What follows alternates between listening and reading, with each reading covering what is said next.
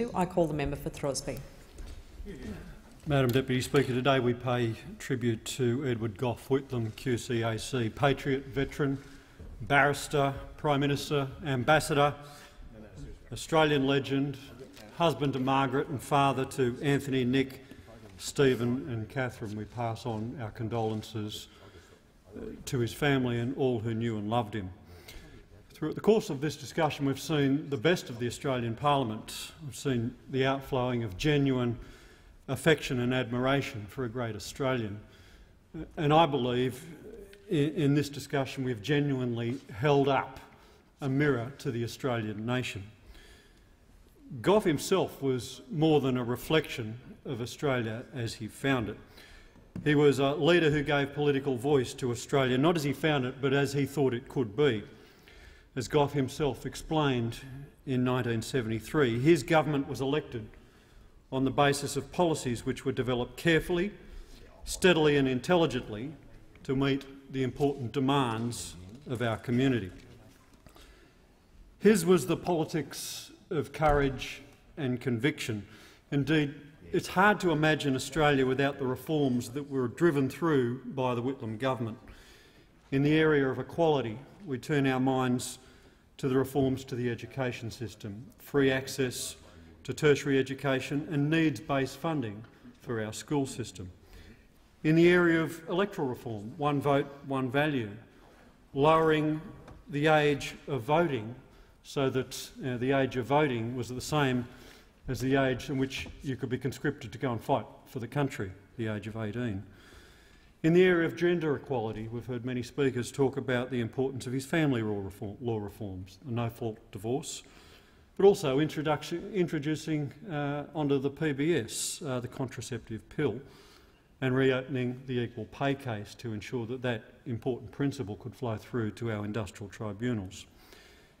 In the area of land rights, ensuring that the first Australians could once again have full custodial ownership of their traditional lands. Race discrimination, well, one of his first acts was to ban race-based sporting contests, an incredibly controversial issue in the early 1970s. We all remember the controversy around the Springbok tour. But it went beyond that. He was indeed the father of modern multiculturalism. As previous speakers have talked about, the concession of Australia to a raft of international treaties laid the platform for a broad sweep of reforms, legislative and otherwise, from areas as diverse as industrial relations to heritage and conservation, sex and disability discrimination. Not all of this was achieved in his term, but for him it would not have been achieved. We are currently gripped in a debate around paid maternity leave, but Australians first enjoyed the right to paid maternity leave through the reforms of Gough Whitlam and his Industrial Relations Minister, Clyde Cameron.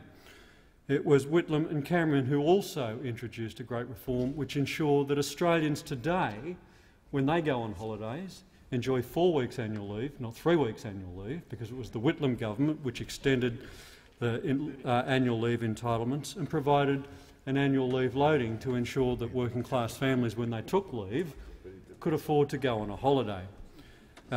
Extending the long service leave to provisions was another one of his important industrial reforms. Often overlooked when we recount the contribution of the Whitlam government to modern Australia is his economic reforms. It was Whitlam who introduced the Trade Practices Act, started the process of reforming our tariff system and opened up diplomatic and trade relations with China, which are so much a part of our modern trading relationship and our economic success.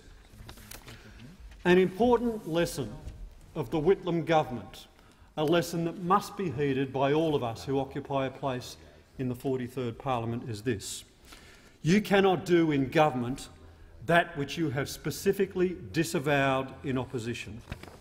You cannot do in government that which you have specifically disavowed in opposition. Indeed, you must use those years in opposition well.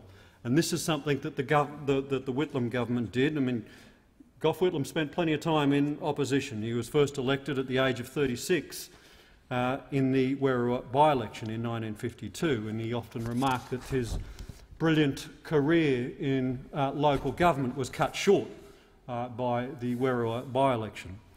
He did not see government for another 20 years. 20 years in opposition, 20 years of doing the hard slog of reforming the party, reforming the policy so it was fit to govern in modern Australia, and ensuring that he had a vision which was right for government when he eventually achieved government in 1972. It was time, that's true, but it was Gough that made that possible. In August this year, Deputy Speaker, we celebrated the 40th anniversary of the first and only joint sitting of this parliament under the deadlock provisions of the Australian Constitution.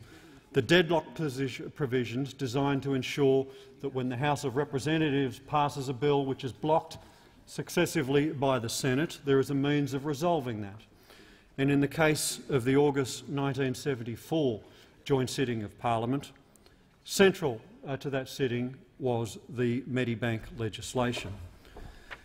When that legislation was first introduced in Parliament, Gough spoke on the bill in December 1973, and he had this to say: "We propose a universal healthcare scheme based on the needs and means of families. This proposal has to be seen against the contrast of the existing scheme, unwieldy, unjust, enormously costly and inherently costly." He said to those who opposed it and who forced the government to a double dissolution, "Let the warning be quite clear. If the Liberals propose next week to prop up, to patch over the existing scheme, it will mean more in contributions and more in taxation for everybody. Let's have a clean sweep of all those words. All of those words remain true today, Deputy Speaker." When you ask what motivated Gough Whitlam to introduce the Medibank legislation, something which is now an article of faith on this side of the House, you need look no further than his own words. And he had this to say: "I personally find it quite unacceptable. I find it unacceptable a system whereby the man who drives my Commonwealth car in Sydney pays twice as much as the same family cover I have, not despite the fact of my income is 4 or 5 times higher than his, but precisely because of my higher income." These values find an echo in the 43rd Parliament. Deputy Speaker, in America they call it the Kennedy moment. In Australia it's the Whitlam moment. Every Australian knows where they were on the 11th of November 1975. He inspired a generation of political activism. He's a reference point for all who follow, and today we pay tribute to a great Australian.